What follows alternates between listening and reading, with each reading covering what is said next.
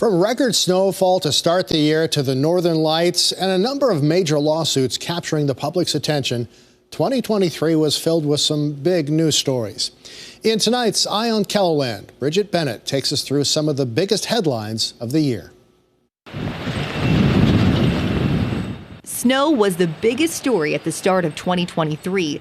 Not long after a major snowfall shut down holiday travel over Christmas 2022, the new year started with another massive snowstorm, dropping more than a foot of snow in Sioux Falls and more than 2 feet of snow in some areas. Winter had the snowiest January on record. Winter and Yankton came in on top with 31 inches of snow in January, setting new snowfall records at the start of the year.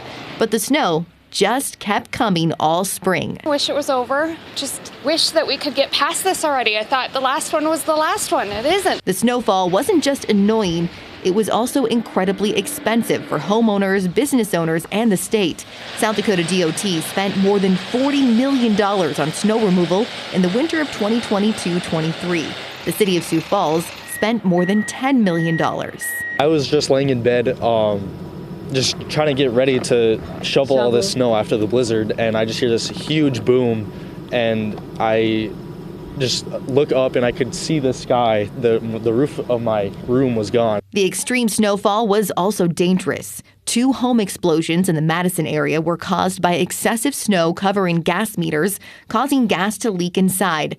No one died in those cases, but it was just the start of a year filled with explosions.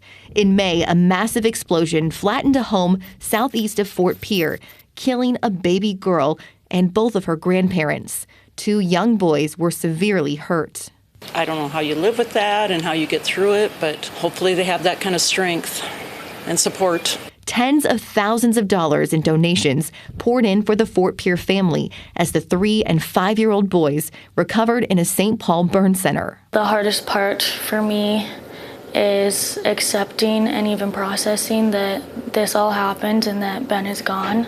It's something that every day I wake up and I'm forced to face my new reality, which is a life where my brother is gone forever. Another fatal home explosion came in October near Humboldt, taking the life of 22-year-old Ben Goring and seriously injuring both of his parents. All 3 were asleep inside the home during the October 18th explosion. This is our dream house, and we started building this for our family. A massive Sioux Falls home was at the center of a lengthy legal battle between the city and the owners of an unfinished multi-million-dollar mansion that was scheduled to be demolished in February. It's almost 90% complete. They plan to move in this year, and the city plans to demolish it next week. Tear down this gorgeous home. The legal discussions lasted through July when the homeowner and the city reached an agreement saying the home must be complete by March 31st of next year. The lack of transparency regarding the process to cut gymnastics has been unsettling. April brought the start of what would become another major legal battle as the Sioux Falls School Board voted to cut gymnastics funding from the budget in 2024. Athletes responded with a lawsuit in September, accusing the school district of violating Title IX. That lawsuit led to an injunction in November where a judge blocked the district from selling gymnastics equipment and required the school district to host a 2023-2024 season. The latest development came earlier this month when the school district asked the plaintiffs in the case to pay $92,000 in security to fund the program. I also think it's very important for people to understand that I do not think that this was an isolated incident within the Mitchell Legion baseball team. I do believe that this was a culture of repeated behavior that had been going on for possibly years. Mitchell's Legion baseball team was also in the headlines for months this year after the season was cut short in August over an investigation into alleged sexual assault.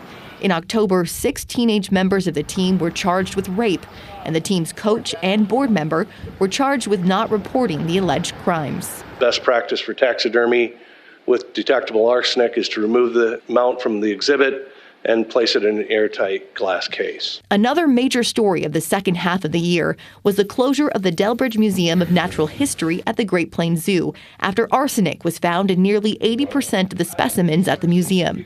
city and community leaders are still working to find a solution for the future of the taxidermy collection. And that's a look at some of the top stories from 2023. With Eye on KELOLAND, I'm Bridget Bennett.